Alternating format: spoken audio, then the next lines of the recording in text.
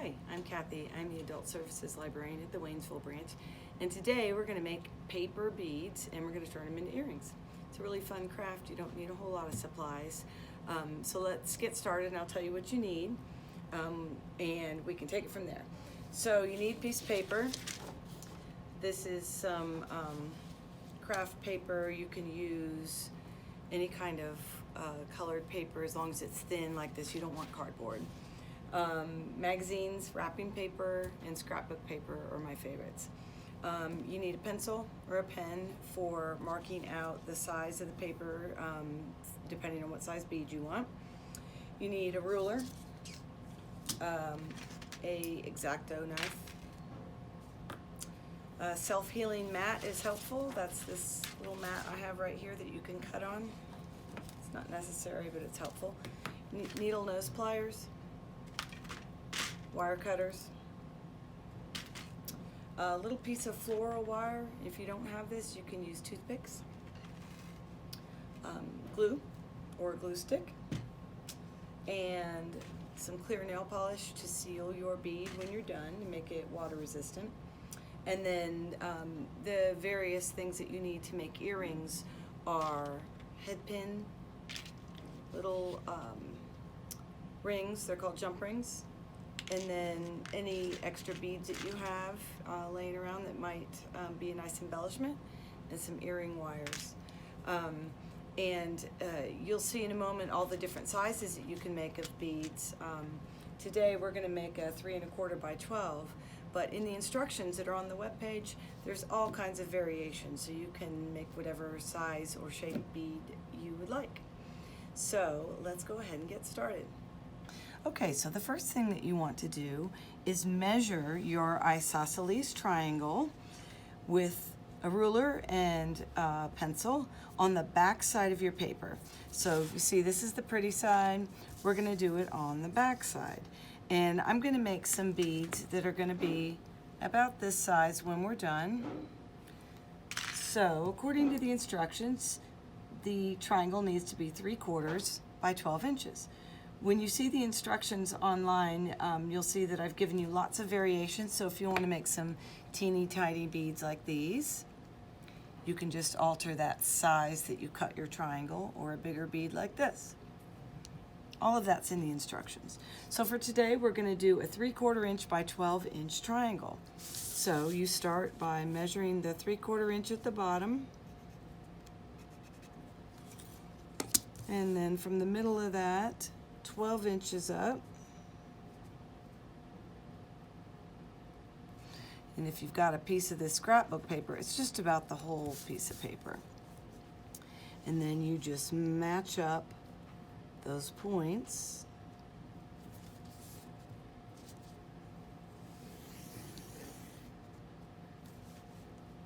And you make yourself a nice triangle here. And then we're going to cut that out with an X-Acto knife. So we've got a triangle here. Just going to cut it out. This is what's nice about this self-healing mat, is it really helps guide the blade,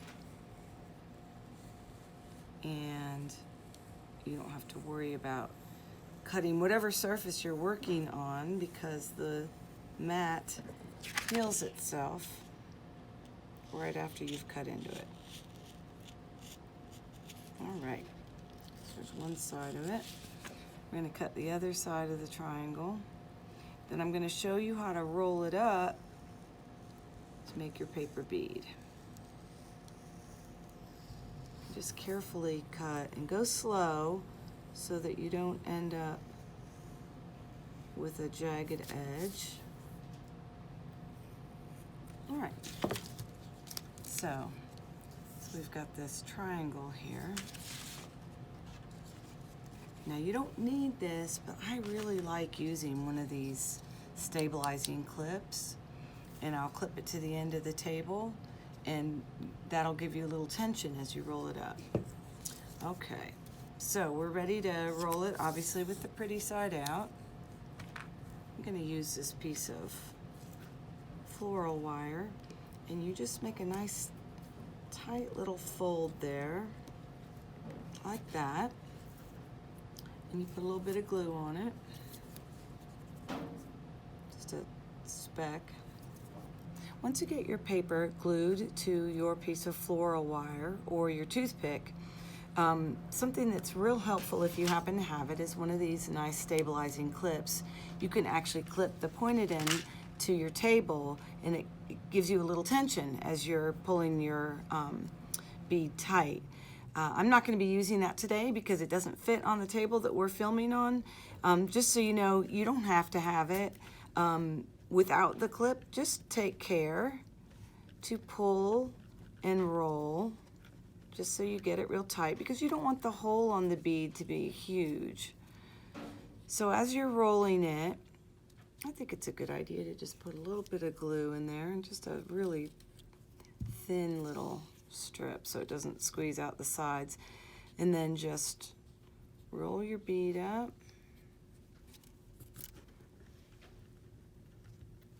And again, pull a little tight if you're not using the clip. As you can see, you can do it without the clip. You don't have to have that. I've just found that it helps me get a nice tight bead with a little teeny tiny hole, because when you're threading it onto your jewelry head pin, you don't want it to slide down off of it. I'm gonna put a little bit more glue on now.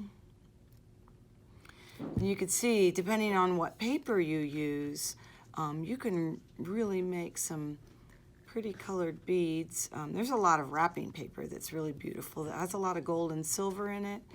I'll show you in a little bit some Christmas tree ones that I made that turned out really nice. Okay, so always just a speck of glue on the end. Hold it for a moment till it adheres. Slide it off of your floral wire. And if you have craft spray, adhesive spray, you certainly can use that. I just think that this works really well.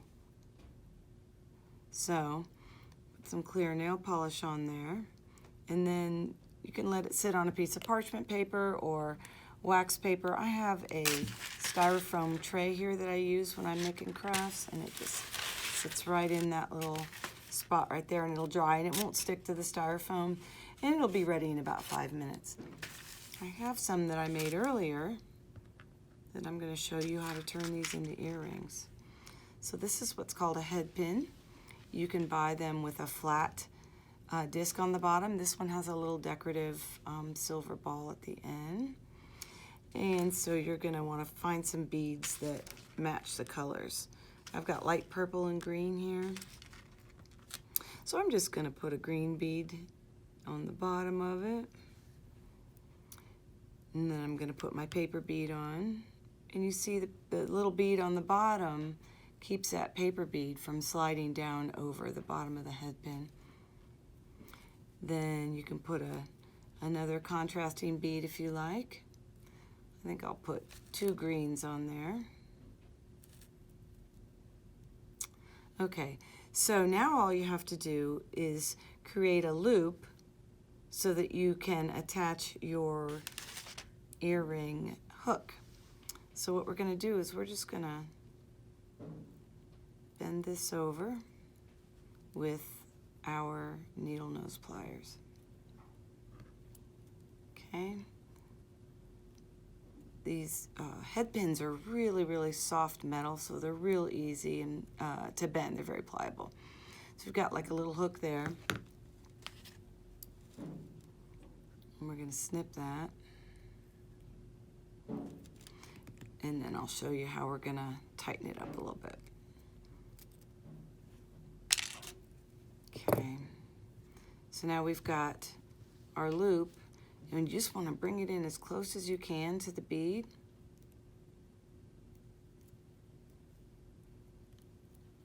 All right, like that. A little bit tighter in.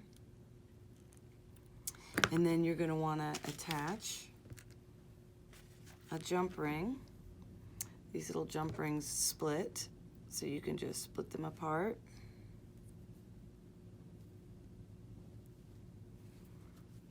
Slide that right there in your hook that you made.